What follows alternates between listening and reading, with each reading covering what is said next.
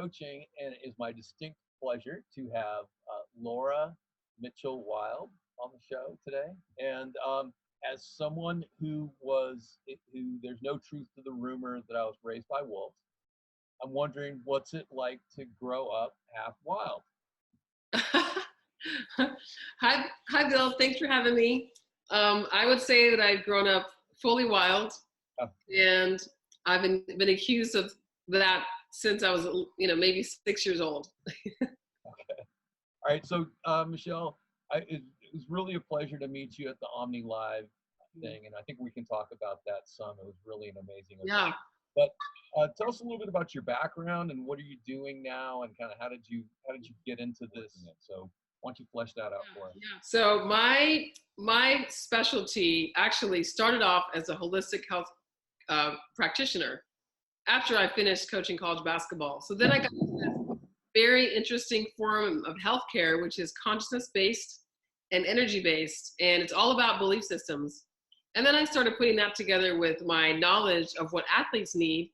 And as a coach, I had really understood that the athletes would do something in practice and then in a game, they wouldn't do it. And I knew that I was coaching them to do it, but I knew I was missing something.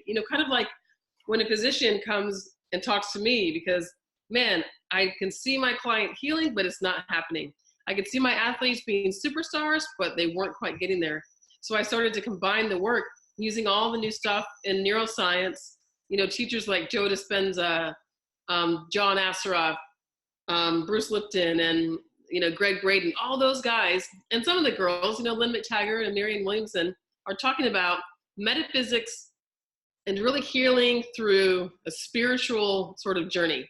And I noticed that all my own ailments had gone away. I was able to get up early. I was moving past resistance, right? So John Assaraf says, your brain wants to be lazy and conserve energy. So you got to move past that. And it wants to be avoiding pain before it seeks pleasure. And you have to get past that. So I started realizing that the work I do helps athletes really be their best on the court, but it helps them be consistent. So I've been saying, hey, I'm a consistency coach. I am called a mental performance coach in the NBA, and I work with a couple of Major League Baseball pitchers. And we see such huge, incredible results and benefits from this way of looking at the work with mind-body healthcare as a form of improving consistency and mental performance. Okay, awesome. So now, what are, say, 2 or 3 sort of touchstone things that you do with an athlete? What are some of the commonalities in working with a player on this level? Yeah.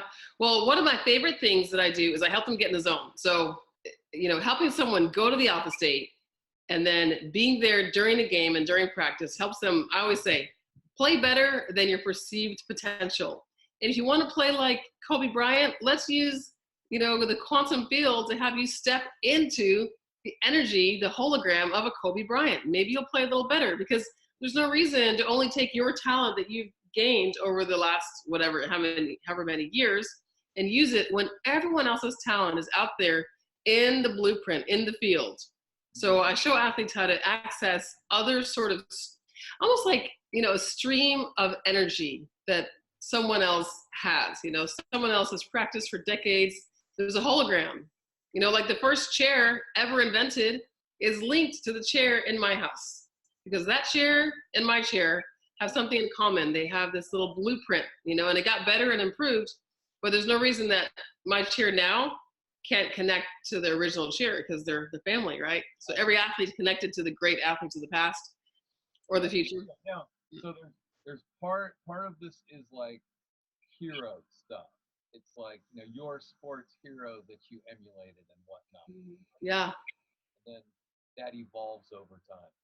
And then there's this thing that's captured by what you're saying about the concept of chair. It's this exemplar learning where you have an idea of your ideal chair in your mind, and I have my ideal chair in my mind. Everybody's got their concept of chair, right? And so sometimes, Right. but we have to come together sometimes to understand, wait, what does chair mean to you?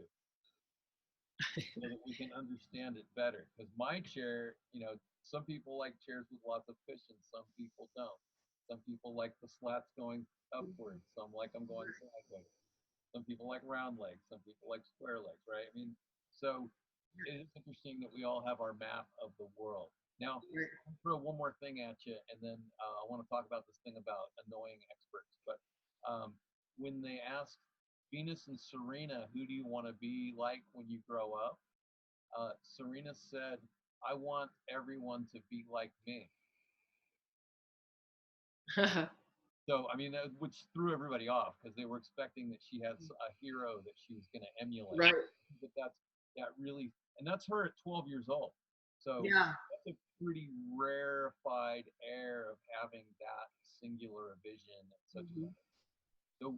So, is this something to strive for? And, so can you flesh that a little bit more? Yeah. So what I tend to do is, and one of my favorite things I do with athletes, what I tend to do is have them, hey, who do you like the way they rebound? And I think Serena maybe is a little different. One, because of her dad, and two, she was the first black girl who was going to play tennis professionally. So with me, with the guys, I'll say, hey, name 2 or 3 of your favorite players. Like, who's great at defense, who's great at offense, and who's got the right mental attitude. Because rarely is there one player that encompasses all they want. So I basically allow them, it's like shopping, right? Go shopping, pick out your 3 favorite things, and we'll combine them and help you be a little more like them using energy, quantum physics, things like that. So that's where I am with that. And I do think if a player says that is great. And there are so many basketball players that have come before them that they, in their minds, the only way they're good enough is if they've seen it. Because even the kids from Africa who haven't really watched a lot of NBA basketball have seen enough to have this picture, this idea of the perfect player. Got it. So now, so explain a little bit more about this sort of quantum physics thing. Yeah. What does that look like? Well, one of the techniques I'm using is the idea of reminding people that we're not just a physical body. We have 5 bodies, the physical, the emotional, the mental, the supramental, one of my favorites. It's like the intuitive, the wisdom body, and then the cosmic body. In quantum physics, they call this the bliss body, but that term wasn't working well with my athletes. So I say, physical, emotional, mental, supramental, and cosmic. So the quantum technique is just to collapse the waves, allowing, because metaphysics means oneness, right? So allowing the physical body, when it can connect with this other higher level body, if we collapse the waves, the physical body's like, oh, and like maybe the ankle in the physical body says, oh goodness, I see now what's really true. Instead of being caught up by our emotions and our mental constructs, like our negative, awful mental thoughts that we are stupid, that we aren't good enough, that we don't deserve to be healthy. All those are in the way, playing out in our minds until we use quantum techniques and meditation to clear the static.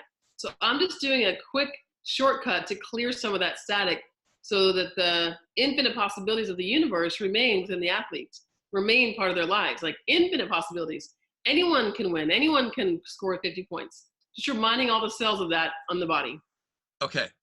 So let's back up the truck for a second. So now Omni Athlete formerly was Sports Energy Consciousness Group. And then before that, it goes back to the Esalen Sports Institute, which a lot of these people who are now in their 60s and 70s and even older were the first ones to start with visualization and the pioneers of sports psychology before it had even been named. I mean, yeah, sports psychology didn't have a name in the late 60s. So now, how do we get from a kind of a more conventional, visualization, to taking the next step and going a little bit further beyond visualization to what you're talking about? Well, one of the things I require my athletes to do is to spend at least a minute a day in a meditative state, just sitting and allowing those thoughts that would otherwise get in the way, let them bubble to the surface and be really loud for that minute. Well, and actually something you said, in my research, I've discovered that apparently in like 1893, the Chicago Cubs had a guide the guys could talk about. So the first, before the true modern era that we live in, there was a sports psychologist guy on the Cubs, with the Cubs in the late 1890s. When I read that, I realized that I'm not a pioneer. And I'm not a psychologist, but the way to get from one point to the other is, I believe, through meditation, because that allows you to get to the alpha state and the theta state. And if you visualize in the alpha state and you meditate in the theta state, then you aren't operating in beta. So, the brain waves slow down: beta, alpha, theta, delta. This is sleeping down here: awake, stressed out, sleeping. And then we have in between. I want someone to access the alpha state where they're creative and daydreaming, still awake, so that in that state, when they visualize, which I guide them through, what they see, their brain synapses really see, and then next thing you know, the body wants to be that. So you're just allowing them to burn past what they think are their limits, and you're allowing the body to feel that movement in this visualization stage. And then when they get back on the court, they can get a little closer to it because they've already been there. It's not brand new. Like, they've already practiced and done this. They've already dunked a basketball. They've already scored 50 points in alpha state. Now they can do it more easily on the court with the actual basketball. Let's talk a little bit about annoying experts, because this is kind of a new thing that's happening now, where it seems like everybody on the internet is an expert. So how do people separate the wheat from the chaff on this stuff and find the good stuff? Yeah. One thing for me that's important is, who are your teachers? Who have you read? I mean, I'm not looking for an expert because I know the experts because they're my friends. But if someone's starting from scratch and trying to find someone, my thing is, when I actually wanted to go see a doctor, which I almost never see doctors, but I thought, I'll find a doctor because I have this insurance. I may as well find one. I called all the offices and made everyone mad because I said, you can say whatever. You can say whatever you want here. I don't care. So I asked the doctors if they meditated, and it was interesting because none of them did. But the one girl who said, I think she does, I chose that person because it was like, meditate. And also the doctor's offices were upset that I asked the question. But if someone asked me if I meditated, I wouldn't get upset. I'd say, how could you not? Of course I do. So I think if you find someone who meditates, that means they're one step closer to excellence than the rest of the crowd of people. And also, being well-read isn't required, but certainly, like, I like to know what everyone out there thinks and says about my subject matter. And that's, to me, really important for me to be the best in my field. If I don't know what they're all saying, I might be repeating myself, and then I'm not good if I don't have a new idea. But mental performance is like a new buzzword. And I'm already tired of it because anyone and everyone is now calling themselves a mental performance expert. I'm like, no, I've got 12 years of healing as a healing practitioner, helping people with like kidney stones and depression and bipolar and all kinds of things and diseases. So I don't want to be lumped into this, hey, a guy who played sports for 5 years and whose brother plays and now he's got a job in the NBA. So I've actually started to change my thinking on this and the way I describe myself to people, because and the annoying experts to me are people who just show up and they think they know it. Or the other type of annoying expert, I think, is someone who's not open-minded, who calls what they do science. And I like to say, hey, science is about experiments. It's about observation. It's about subjects changing. Science is not only what happens in a lab or what someone spent $100,000 to create data, because if I had $100,000 for a study, I'd have great data too, but I'm not funded by big pharma. I'm not funded by these major corporations. So it doesn't make me less of an expert because I don't have the science to back it, as long as my clients are what backs it, because doing data is really expensive. So the experts, so many of the experts are bankrolled by big corporations, and then it gets lost. Then it's no longer local. It's like kind of global thing where the beginning spirit of what you were trying to get to the bottom of is lost. Yeah. Interesting. So, and now it's also interesting that, there are some different models that people bring to their approach to sports and growth and whatnot. And a lot of people do bring a medical model of, the athlete comes to the coach because there's something wrong with the athlete that needs to be fixed by the coach. Right. Uh-huh. And so then, the coach, then diagnoses and gives the medicine on how to fix the broken athlete, so Now, another model is, sort of a coaching model where the athlete is their own expert and the coach is, drawing out of them their best performances and helping the player discover how to play better. Is there more to it from your end that you see? Is there another category? Does one of those need to be fleshed out more? Well, I always like kind of joke with people because with the healing work that I do, I actually use intuition and I ask the body. I ask the body to say, does the liver need help? Yeah. Okay. I always say, so you're going to show up to a stranger and say, hey, what's wrong with this? Like they didn't meet you until today. How could they possibly know? Like by looking at you and by using symptoms, which is something that's missing. So I believe that creating self-awareness, which actually does come from sitting in the stillness, breathing and becoming aware, will allow you to know what's going on. Like I know when my body's out of whack. I don't have to reach for a bottle of Advil because my body, I can guarantee you, if I have a headache, my body's not saying, I just have a little bit of missing Advil in my system. If I just could have some Advil in my system, I'd be fine. My body's not saying that. It's saying, hey, take care of me. And our symptoms are our subconscious mind showing us what's wrong. So if my shoulder hurts, I can go back to Chinese medicine and think, oh, this is usually about burdening or heart protection. So if I have shoulder issues, I can look at what's behind it. So I like to educate athletes on the meaning in consciousness, some of the Louise Hay work, Louise Hayes, I think, and the Chinese medicine stuff. So they can get to the bottom of it. Hey, if my hamstring gets pulled, I'm probably a control freak because there's a mind-body connection to every part of the body. So you give the guys a chart.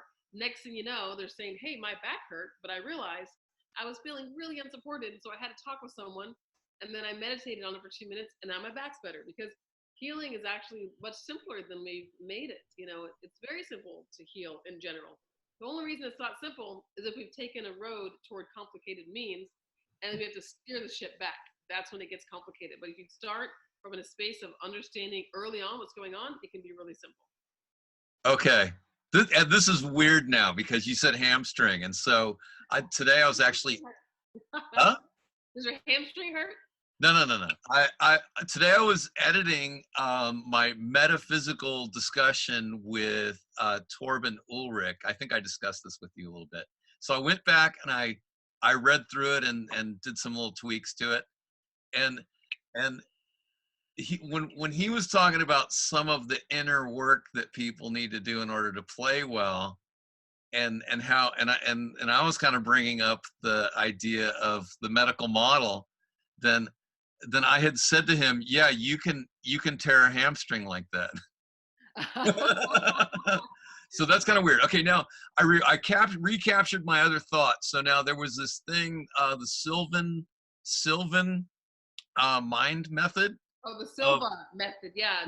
Silva method of, with biofeedback, slowing your mind down. And this is something I've been practicing for quite some time. And I find that when somebody comes to me for their first tennis lesson, this is the first thing that I do is get them to slow down. Yeah.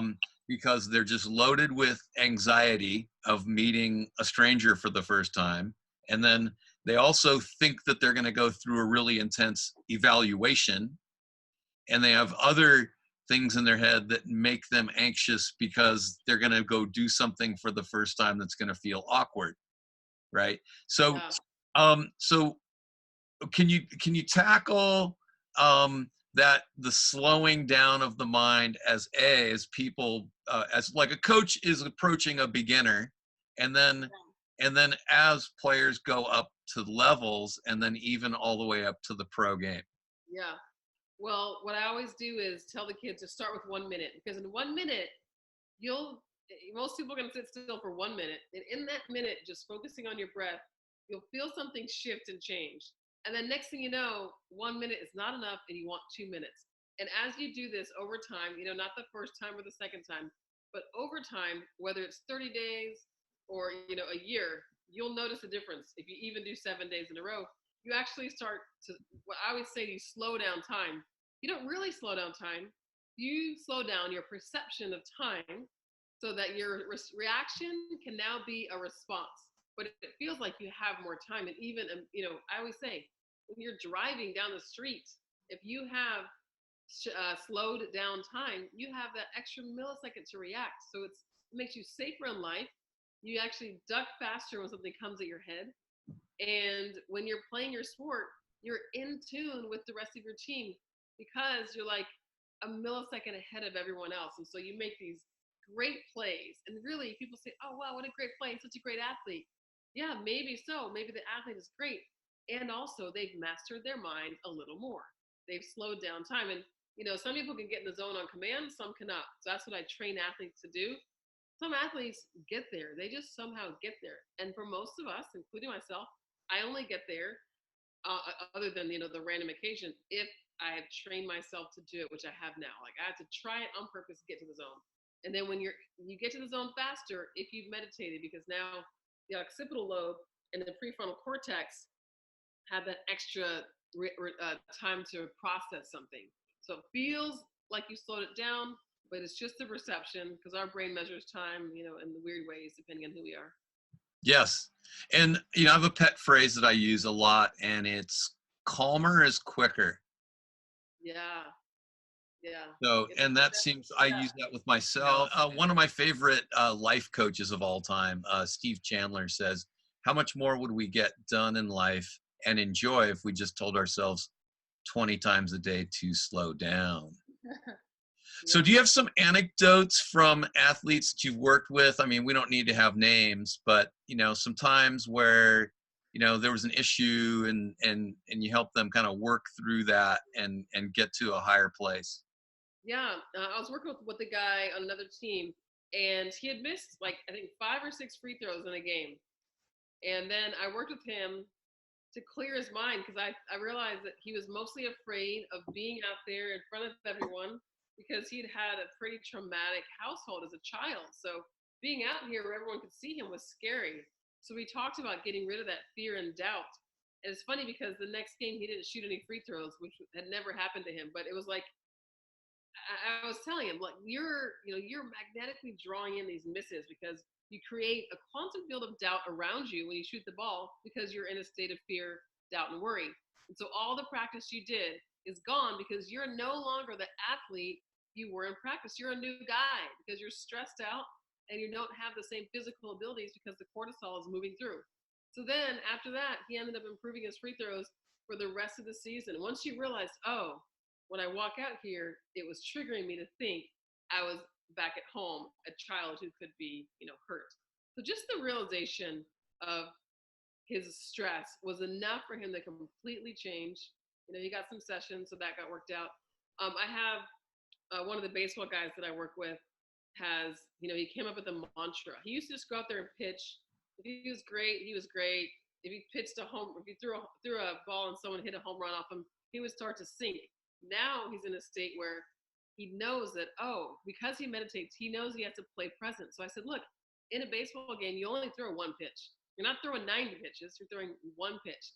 With every pitch, he starts anew so that you're not worried about the last one or the next one. So if you can stay present, and, the best way to get there is honestly through meditation. You can stay present for each play in the game, you'll play better because you're not carrying the burdens and you're not having the anticipation. And the only way you can be stressed out is if we're in the past or the future. If you're in the present, you're in flow. Yeah, and that's very applicable to what is largely a tennis coaching audience here, because tennis has that same sort of thing where it's a play and then it's over and you can let that one go.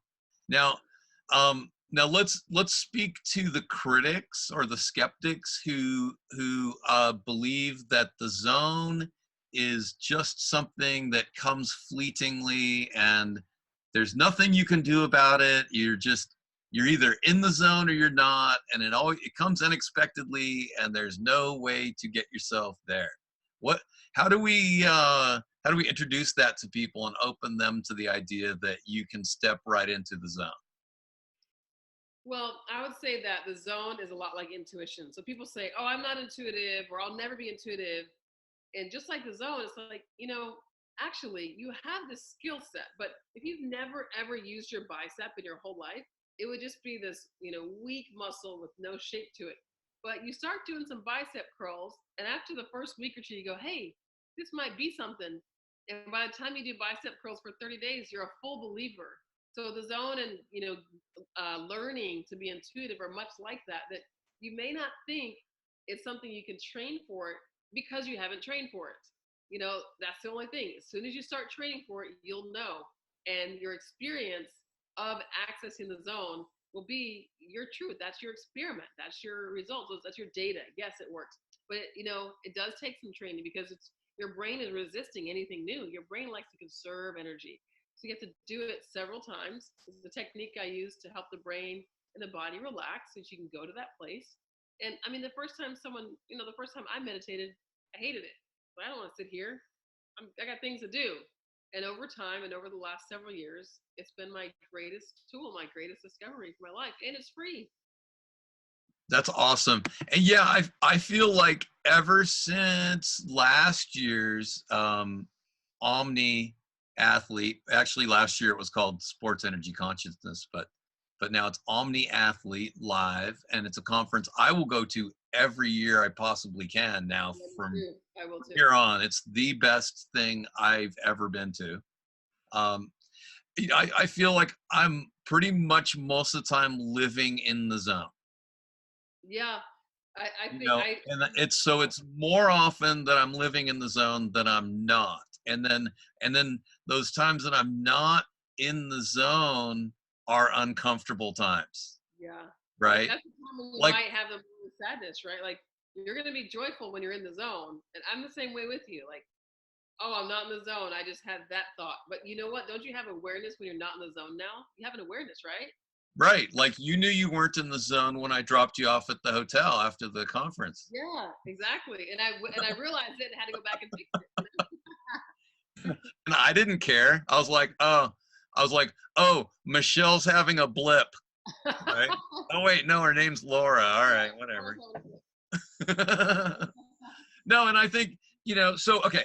Now, the way Scott Ford explains it, and I like this a lot, is pretty much everything you see is in the past.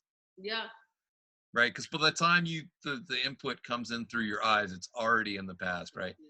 Yeah. But you can be fully present with your experience of something that's happened in the past. Yeah, absolutely. And then you'll move in the present, and you can be fully present with that movement of the present. Or you can be stuck on what you saw in the past, or be too impatient to move to the future. Yeah. Right. And like think about a baseball player who knows he's got to make a long run to catch a ball and throw to home. If he's already thrown home in his mind, then there's going to be a problem with the catch. He's going to miss the catch. Right. So,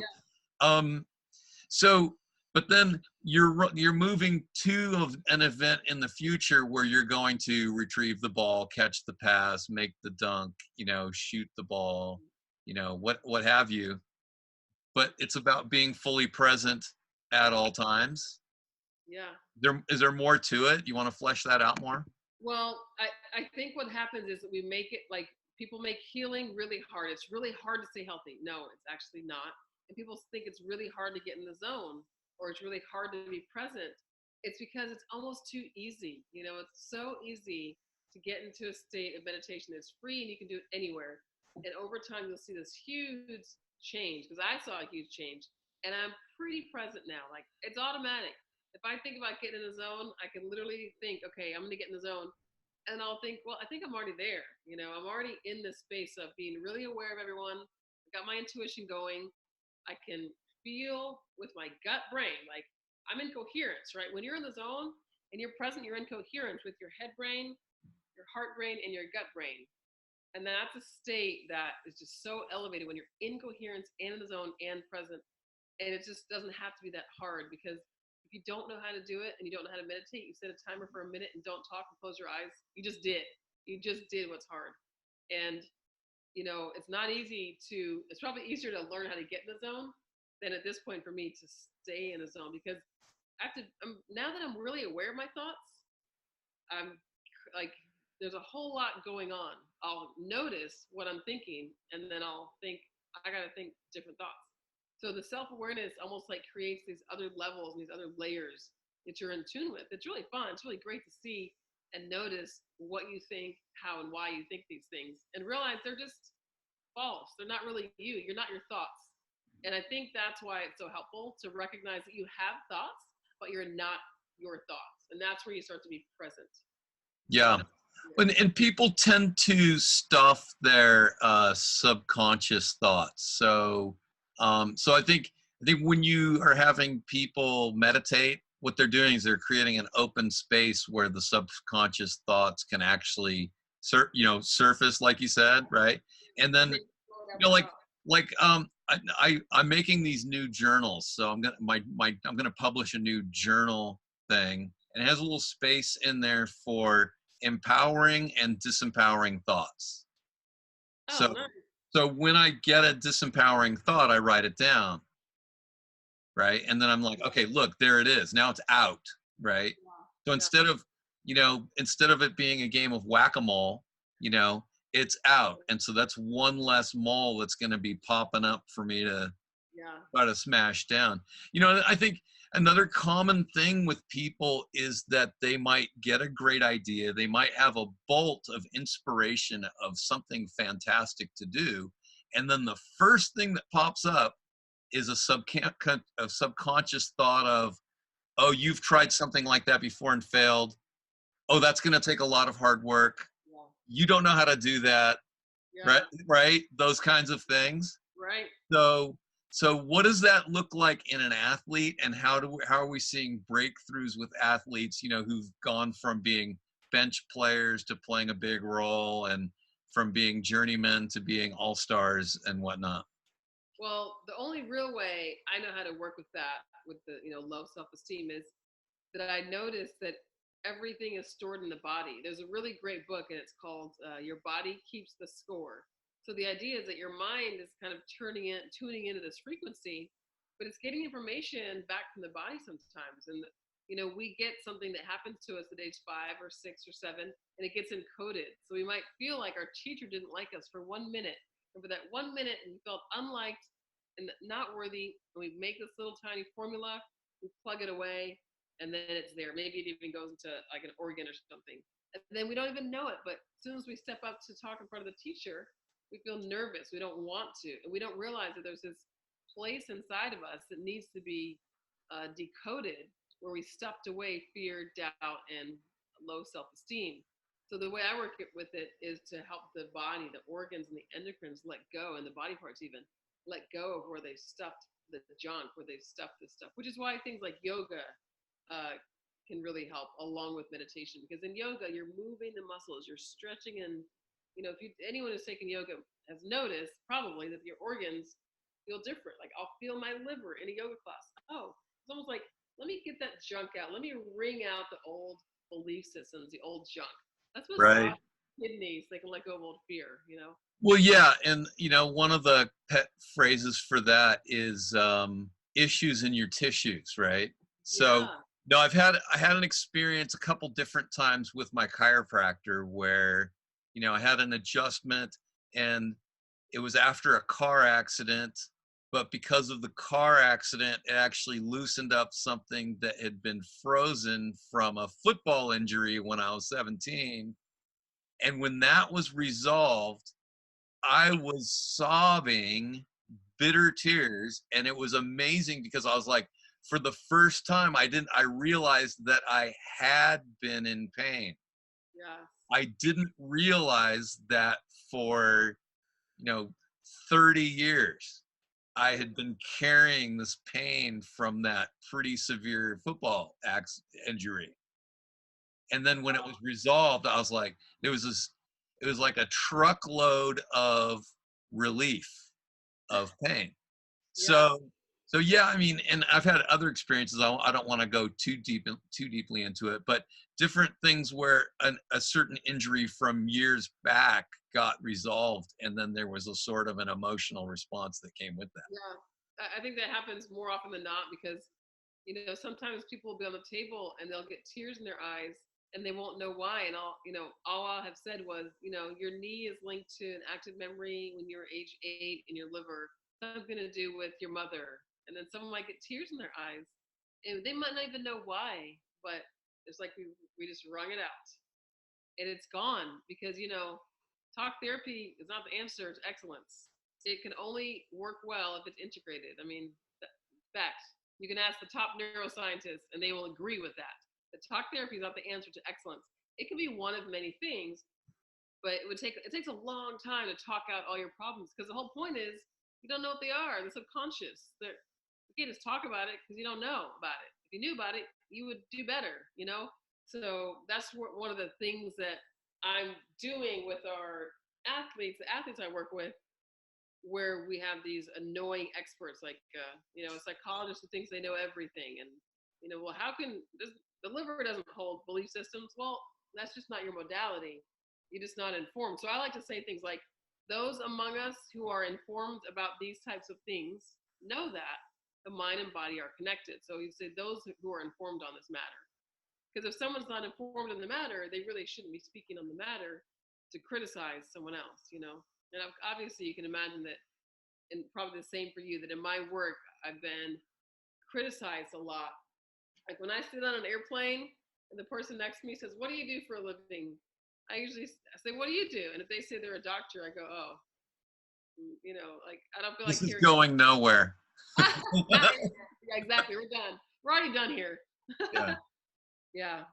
So It is fascinating. And in fact, yeah, when I went to go find a GP for myself, I said, "Hey, doc, I don't take drugs." So, right. So let's exhaust. We're going to exhaust every other method. I'm only coming to you because of insurance. Yeah, exactly. Right? And if I need some kind of medical intervention so that I don't die immediately, okay, I'm open to that. Yeah. Someone, if I had a stab wound or something, I'd go. I went to a doctor, so I wanted to get my blood work so I could have a picture of it. Like I wanted to see, am I as healthy as I think I am? And the doctor, we ended up talking about what I do. She's like, "Well, I want to do what you do. I don't like my job." Hey, you know what? It's an interesting gateway. All right. So now, what are some practical things that coaches can do to kind of branch out and work with their players in a more intuitive way? Well, I used to be the head coach at UC Santa Cruz, and one thing I did differently that the players loved was I had them all write the team rules and the mantra. And their mantra was kind of long, like, we, the banana slugs of UC Santa Cruz, commit to, and it went on. And they would all say it together before every game, and it brought them together. They loved it. They felt fierce before they played. And then I would actually have them close their eyes in the locker room and guide them through what it felt like to win the game. I would say, "Hey, this is going to be in sped up time. First quarter, feel it great." Or actually, we had two halves back then. First half, it's great. Second half, it's great. And then I'd have them imagine winning the last seconds of the game. And I'd have each player imagine themselves shooting at the end of the game, making the game-winning shot. Now, I didn't do it with a lot of repetition, but I also used to have players practice free throws. They'd have an option. Hey guys, 20 free throws. You have to make 15 out of 20 or whatever the number was. Maybe I said 16 out of 20.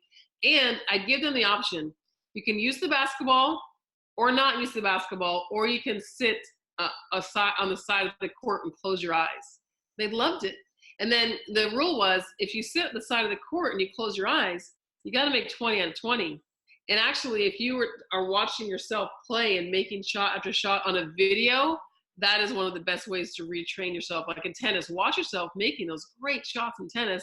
Watch yourself making great serves from other angles besides one, and you'll get better that way than you will getting out there and practicing because, as we know, perfect practice makes perfect, not just practice. Well, and I think when coaches use video, they use it incorrectly. They try to find the worst instance and they try to fix the most things instead of finding the best instance and say, "Hey, look, this was your best one." Where your attention goes, your information flows. So if you're going to put your attention on the bad stuff, all the information is reprogramming. Oh, look at that! Look at that. Yep. No, that same concept was revolutionary for me when I realized that whatever I pay attention to, I'm going to get more of that. Yeah, exactly. And it works with the behavior of kids too. Right. I mean, you pay attention to kids who are doing a great job and doing well, then you're going to get more of that. But when you pay attention, when you're in the punishment mode for kids behaving poorly, you're giving them negative attention and they're going to do it more. Yeah, because they just want attention, right? Yeah, so it's a great parenting and coaching skill is put your attention on what you want more of, right? Exactly. So this is wow. So anyway, so now is there something else that we need to talk about before we wrap this up? Well, I just think sometimes it's downplayed. An athlete who is about to be incredibly great, like we really have to look at their DNA structure. Like I just reviewed a class the other day, like for Black athletes in particular. You know, it's like the DNA goes back 3 to 5 generations. So we think about, oh yeah, you know, this practice, their parents. We have to remember people are dealing with generations back in their DNA of, we don't have enough food, I'm in fear. So, you know, sometimes it's hard to work with those things unless you know someone kind of like me. But I think it's great to have an awareness and to kind of, you know, really imagine yourself that you're in this matrix of people. You're not just by yourself and you have more than parents. You got generations back and back, and kind of to see yourself as, you know, playing your sport in a way that like makes your ancestors proud. You know, so you're not just doing it, like, what's your why? Your why is partly for all the people who've come before you who didn't have opportunities, and maybe for all the kids or something. But I really am starting to work this year more about looking at the DNA strands and epigenetics, because it's really part of excellence and performance. No, this is awesome because I grew up in a family of angry, drunk Scotch Irish people, right? Yeah. And you know, and you know, Christmas was shut up, the presents are coming, right? You know, so it was a beautiful time, a beautiful family time. But no, and then I had my epiphany when I saw Braveheart. Because I'm chiming in with what you're saying. We actually have these really deep cultural underpinnings that run much deeper. I think they even go further back than just a few generations. Yeah. You know? So back. You know, when I see the guy coming back and he gets in this fight almost to the death with his friend, right, who conks him out with a rock, and then when he comes to, he's like, oh, you know, they love each other. I'm like, oh, that's where it comes from, right? Yeah. I mean, so and there's, you know, so we have these deeply ingrained. Oh, there's my phone's coming apart right there. We have these deeply ingrained cultural traits that can be positives or negatives that we have to resolve somehow, you know, because I think people misunderstand that Scotch Irish people are largely insulting because we believe you're strong enough to take it. It's actually it's a compliment. Yeah, we think you're strong enough for us to beat you up a little. I like that. So, you know, it took me a long time to realize that. Yeah, I've noticed, you know, I look back at my ancestors. We actually have Scottish Irish in our blood. And there was this experiment that they did. I think Malcolm Gladwell talked about it in Blink. And two guys could walk down a hallway and one of them would call the other a cuss word. And the guys with the most Scottish backgrounds were upset and they wanted to fight. But some guys were like, huh, whatever. And it was based on their generational backgrounds. Their ancestors lived in very hilly places where the territory mattered and where they raised, I don't know, sheep or goat. And if something happened and you got in someone else's territory, it would actually cause them danger. Their family could come and could be harmed because they wouldn't have enough food, or something could happen to the land. So generations ago, they had to be territorial, and it's still here, even though they're walking down a hallway in Ohio, you know? So it's very true that our ancestry runs deep, and just having an awareness of that, I think really is, an awareness. Yes, my ancestors were like this. So probably they worried about food. So, you know, or they worried about failure, because failure is death for some of our ancestors, right? You mess up one season of crops and you die, you know, but hey, you're only playing basketball or tennis. You're not going to die when you make a mistake. Your DNA thinks you'll die, but you won't. You'll be fine. And just saying that sometimes is, you know, it can open up someone's, like, a new portal to their brain. Like, oh, the subconscious belief system that's locked in there is like, oh, I'm leaving.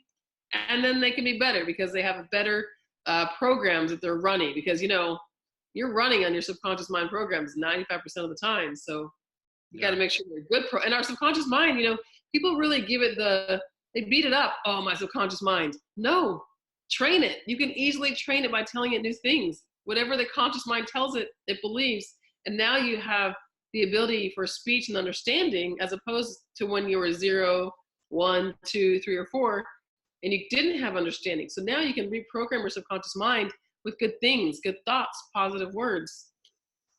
Awesome. So what would you say are, say, the top, 1, 2, or 3 takeaways from this that you would want people to take home with them? Yeah. Well, I've been working on this program with Train the Mind, and I've had to really get with what a middle school or high school kid needs. And I think what they need is, one, whatever you're going through is only temporary. It's only temporary. So nothing is bad enough for you to end your life. You don't need to hate yourself or think that you're a loser, because it's all temporary. You're going to rebound and have a better day tomorrow.